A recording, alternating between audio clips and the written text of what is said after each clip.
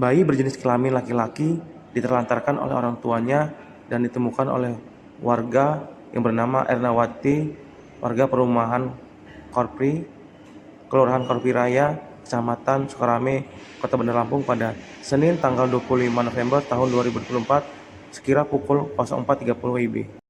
Bayi laki-laki yang diterlantarkan tersebut terletak di samping bak sampah depan Panti Asuhan Putri Mutiara di Perum Korpri. Kapolsek Sukarame Kompol M. Romawan mengatakan pihaknya mendapatkan informasi dari warga dan polisi langsung mengevakuasi bayi tersebut untuk dibawa ke Rumah Sakit Urip Sumoharjo. Polisi saat ini masih melakukan penyelidikan terkait pembuangan bayi tersebut. Bayi tersebut sekitar 1 hari dibuang oleh orang tuanya. Di Kapolsek Sukarame, Polresta Bandar Lampung, kemarin tanggal 25 November 2024, kami dihubungi warga sekitar jam 12 siang bahwa ada masyarakat yang menemukan bayi. Kami bersama anggota reskrim berkumpul langsung meluncurkan ke lokasi yang mana disampaikan ada penemuan bayi tersebut yang sudah diamankan oleh warga.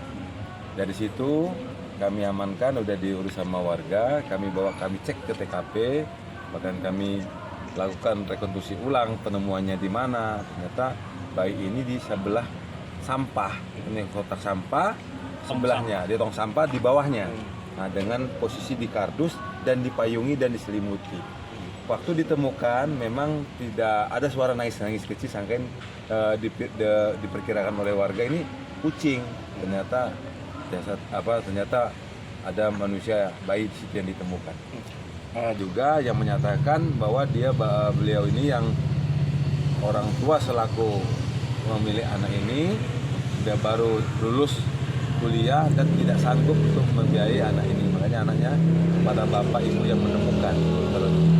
Dan Panti Asuhan Putri Mutiara, namun Putri Mutiara tersebut tidak tahu kalau itu ada, karena kejadian ini warga menemukan sekitar jam 4 subuh. Penemuan itu? Ya, penemuan jam 4 subuh.